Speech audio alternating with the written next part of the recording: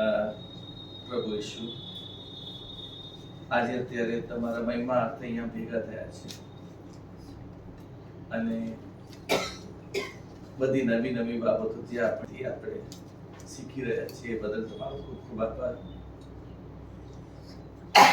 તે ઉપરાંત આ બાકીના સમયમાં તમારો મહિમા કરી શકીએ એ બધી બાબતો બધી અમે શીખીએ, રોજિંદા જીવનમાં તેનો ઉપયોગ કરીએ. તમે જે અમારા માટે જે બલિદાન આપ્યું છે અને એક ખ્રિસ્તી રૂપે, ખ્રિસ્તી જીવ રૂપે એક સરસ જીવન જીવીએ એવી પ્રાર્થના કરીએ છીએ. આમેન. હવે 4 જ વચન અપાય છે, ના લખતા હોય એ બી લખજો, કારણ કે અન્ય ભાષા બોલવાના ફાયદાઓ.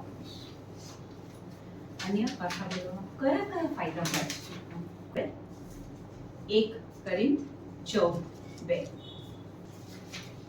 નોખી ભાષા બોલનાર માણસોની, નોખી ભાષા એટલે અન્ય ભાષા બોલનાર, ફરીથી વાંચો. નોખી ભાષા બોલનાર માણસોની નહીં, પણ ઈશ્વરને ઉદ્દેશીને બોલે છે. ફરીથી વાંચો.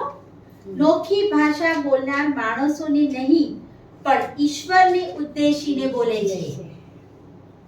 નોખી ભાષા બોલનાર, અન્ય ભાષા બોલનાર માણસોને ઉદ્દેશીને નહીં, ઈશ્વરને ઉદ્દેશીને બોલે છે. હવે તમે કલ્પના કરો કે તમે ઘરમાં એકલા છો, બહારથી કોઈ તોફાનો, સતામણી, કસોટીઓ, કોઈ ન્યૂઝ એવા જે તમને ડિસ્ટર્બ કરી રહ્યું છે, અને તે વખતે તમે ટર્મ્સમાં બોલવાનું શરૂ કરો છો. સીધા ગાડી પાસે પહોંચી ગયા. Yes.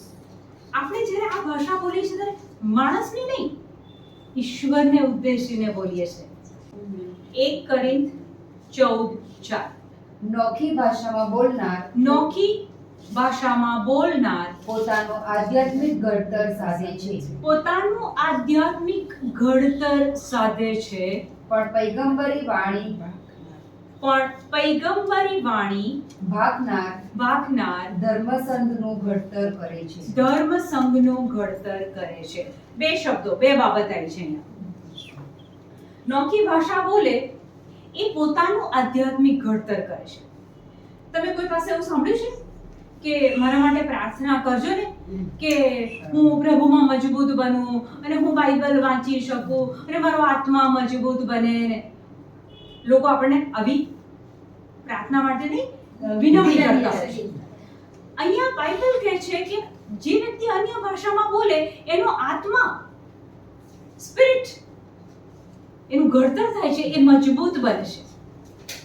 પછીનું વાક્ય કહે છે કે પૈગંબરી વાણી બોલનાર ધર્મ સંઘનું ઘડતર કરે છે. પૈગંબરી વાણી એટલે કે બાઇબલમાં જે કંઈ આ બધું બતાવવામાં આવ્યું છે એ લઈને જ્યારે પ્રીચિંગ કરે, ટીચિંગ કરે, તો કહે છે કે એ બીજા લોકોનું ઘડતર કરે છે, ધર્મ સંઘનું ઘડતર કરે છે. પણ જે અન્ય ભાષા બોલે છે એ પોતાનું ઘડતર કરે છે. 2 બાબત આવી. અન્ય ભાષા બોલે એ પોતે અંદરથી મજબૂત થાય છે, પણ જે ઉપદેશ આપે, બોધ આપે, પ્રીચિંગ કરે એ ધર્મ સંઘને મજબૂત બનાવે છે, એમનું ઘડતર કરે છે. પણ કલ્પના કરો કે વ્યક્તિ બંને વસ્તુ કરે તો પ્રભુના બંને હેતુ પૂરા થાય છે. બંને વસ્તુ થાય છે. Yes. ઓકે, સો અન્ય ભાષા જ્યારે જ્યારે બોલીએ ત્યારે એ તમારા આત્માને મજબૂત બનાવે છે. પછી કસોટી આવે, તકલીફો આવે, પણ તમે ટકી રહો છો, કારણ કે એ વખતે તમે ડગમગી નથી જવાના, તમારો આત્મા મજબૂત છે. હવે આપણે લઈએ 14:14. 1 કોરિન્થ 14:14. કારણ હું જો નોખી ભાષામાં પ્રાર્થના કરું તો મારું અંતર તો પ્રાર્થના કરે છે, પણ મારી બુદ્ધિ નિષ્ક્રિય રહે છે. હું જો નોખી ભાષામાં પ્રાર્થના કરું તો, જો હું અન્ય ભાષામાં, નોખી ભાષામાં પ્રાર્થના કરું તો મારું અંતર તો પ્રાર્થના કરે છે, મારું અંતર તો પ્રાર્થના કરે છે, આત્મા તો પ્રાર્થના કરે છે, પણ મારી બુદ્ધિ નિષ્ક્રિય રહે છે. મારી બુદ્ધિ નિષ્ક્રિય રહે છે. અમુક પ્રાર્થનાઓ યાદ રાખવું પડે, તેમાં તમારી બુદ્ધિ વપરાય. અન્ય ભાષા એક એવી બાબત છે કે એમાં બુદ્ધિ નિષ્ક્રિય. આ સાયન્ટિફિકલી પ્રૂવ થયેલું છે કે અન્ય ભાષા બોલનારની બુદ્ધિ નિષ્ક્રિય રહેશે. એટલે કે દાખલા તરીકે હું જ્યારે પણ કુકિંગ કરતી હોઉં, શાક બનાવવાનું હોય, દાળ બનાવવાની હોય, હું અન્ય ભાષામાં બોલતી હોઉં છું, પણ મારું કામ તો ચાલુ રહે છે, કારણ કે એ મારું જે દાળનો વઘાર, શાકનો વઘાર, એમાં મારી બુદ્ધિ ત્યાં વપરાય છે. પણ અન્ય ભાષા મારો આત્મા પ્રાર્થના કરે છે. એટલે અન્ય ભાષા બોલતા બોલતા જ્યારે તમે કામ કરો છો અથવા કામ કરતા કરતા અન્ય ભાષા બોલો છો, ત્યારે બંને બાબત થાય છે. પ્રાર્થના પણ થાય છે, કામ પણ થાય છે. હું જ્યારે પણ કાર ડ્રાઈવ કરું છું, હંમેશા મારો આગ્રહ હોય કે કાર ચલાવતી હોય પણ હું ટંગ્સમાં બોલતી હોય. જ્યાં જરૂર પડે તે મારી બ્રેક વાગે છે, એક્સેલેરેટર જાય છે, એ બુદ્ધિથી આ બધું કામ થાય છે, પણ મારું અંતર પ્રાર્થના કરે છે. અદ્ભુત બાબત નથી લાગતી? મને તો ફર્સ્ટ ટાઈમ જ્યારે આ વચન સમજાયું કે હું કામ બી કરું અને પ્રાર્થના બી કરું. તો કહેવાનો મતલબ કે 2019 માં માર્ચમાં આ કોરોનાએ જરા માથું ઊંચું કરેલું, અને 2019 જાન્યુઆરીમાં મેં એક રિટ્રીટ અટેન્ડ કરી કે જેમાં આ અન્ય ભાષા વિશે બધું મને જાણવા મળેલું, અને મારી અન્ય ભાષા એ વખતે શરૂ થઈ ગઈ. હવે હું જ્યારે વોક કરવા જાઉં ત્યારે મોઢા પર માસ્ક હોય. તે વખતે તો માસ્ક રાખવું પડતું હતું, એટલે કોઈને લાગે કે આ વાત કરે છે. અને હું કલાક સુધી વોક કરું, 1.5 કલાક સુધી વોક કરું, અન્ય ભાષા મારી ચાલુ જ હોય. કુકિંગ કરું, ચાલુ. મને એક વસ્તુ સમજાયેલી કે સંત પાઉલ એમ કહે છે કે તમારા બધા કરતા હું વધારે અન્ય ભાષામાં બોલું છું. અને અન્ય ભાષામાં બોલો ત્યારે તો એના ફાયદા આપણને મળતા જ હોય છે. સો આ એક ત્રીજું વચન આપણે લીધું કે જેમાં અંતર પ્રાર્થના કરે છે પણ બુદ્ધિ નિષ્ક્રિય છે. રોમનું પુસ્તક 8મો અધ્યાય 26મું વચન.